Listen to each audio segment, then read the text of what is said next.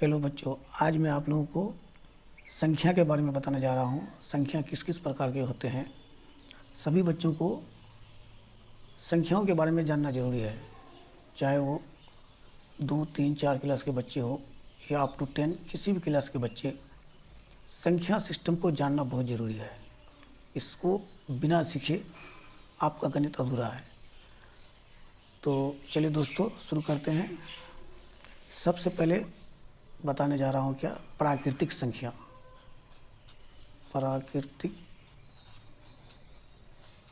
प्राकृतिक संख्या,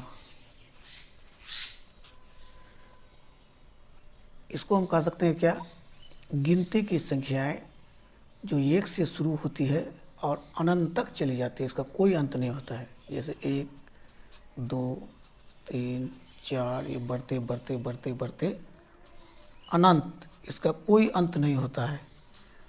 आप अरबों चले जाएंगे, खरबों चले जाएंगे, फिर दोहराएंगे तो 1 अरब 1, 1 अरब 2, इसी प्रकार से इसका कभी अंत नहीं होता है। तो परिभाषा हम इस तरह से बोलेंगे कि गिनती की संख्याएं जो 1 से शुरू होती है और अनंत तक चली जाती है, इसका कोई अंत नहीं होता है। ये सब प्राकृतिक संख्या है। अब पूर्ण संख्याएं,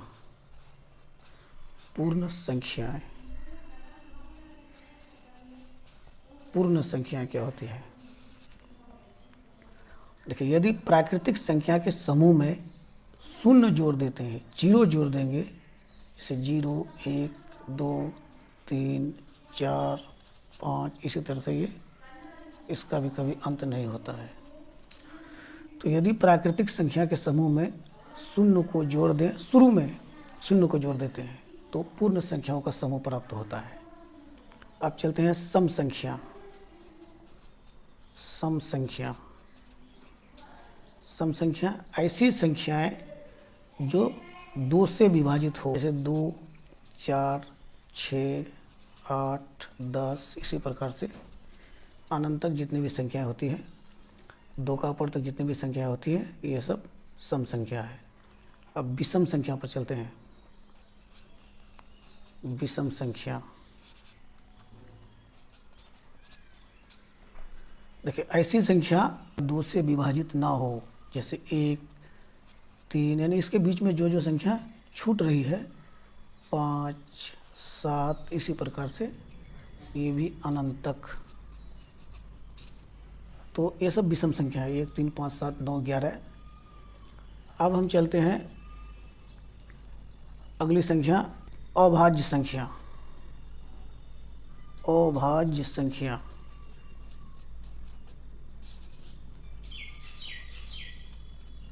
यानी अंग्रेजी में इसको कहता है प्राइम नंबर। तो प्राइम नंबर क्या होता है, ऐसी संख्याएं जो अपने और एक को छोड़कर किसी दूसरी संख्या से विभाजित न हो। जैसे 2, ये 2 या तो 2 से विभाजित होगी या 1 से विभाजित होगी। तो मैंने क्या कहा कि अपने को छोड़ करके और एक को छोड़ के यदि किसी अन्य संख्या से विभाजित ना हो तो वो प्राइम नंबर है, अभाज्य संख्या है। जैसे 2 हो गया, 3, 5, 7, ये सब संख्याएं अपने और एक को छोड़ करके किसी अन्य संख्या से विभाजित नहीं होगी, तो इसलिए ये अभाज्य संख्या है। 9 नहीं होगी, क्योंकि 9 3 या 9, ये 3 से विभाजित है, इसलिए 9 अभाज्य संख्या नहीं है। 11 है, 13 है, 15, 16, 17 है, इसी प्रकार से 19 है। इसी प्रकार से आप खोज के आगे बढ़ सकते हैं कि कौन कौन सी अभाज्य संख्या है, यानी प्राइम नंबर है। चलते हैं, प्राइम नंबर का उल्टा होता है कंपोजिट नंबर, यानी संयुक्त संख्या। संयुक्त संख्या, तो संयुक्त संख्या ऐसी संख्या जो किसी अन्य संख्या से विभाजित हो जाए। जैसे उदाहरण के तौर पर लेते हैं 4, 6, 8, 9, 10, 12, इसी प्रकार से आप इसको आगे निकाल सकते हैं। यह है संयुक्त संख्या।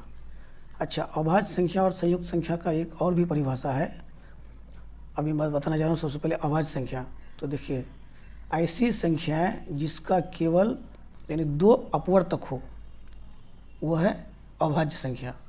जैसे 2 का अपवर्तक 1 और 2, 3 का अपवर्तक 1 और 3, 5 का अपवर्तक 1 और 5, इसी प्रकार से ये सब संख्या का 2 ही अपवर्तक है। तो ये सब संख्याएं अभाज्य संख्या है। और ऐसी संख्या, आप संयुक्त संख्या में चलते हैं, ऐसी संख्या है जिसका 2 से अधिक अपवर्तक हो, संयुक्त संख्या कहलाएगा। जैसे 4 का हम देख रहे हैं, 4 का 1 से विभाजित, 2 से विभाजित, 4 से विभाजित, 2 से ज़्यादा अपवर्तक है तो ये संयुक्त संख्या है। इसी प्रकार से किसी भी संख्या को ले सकते हैं आप। तो इस सब संख्या में अपवर्तकों की संख्या 2 से अधिक होगी।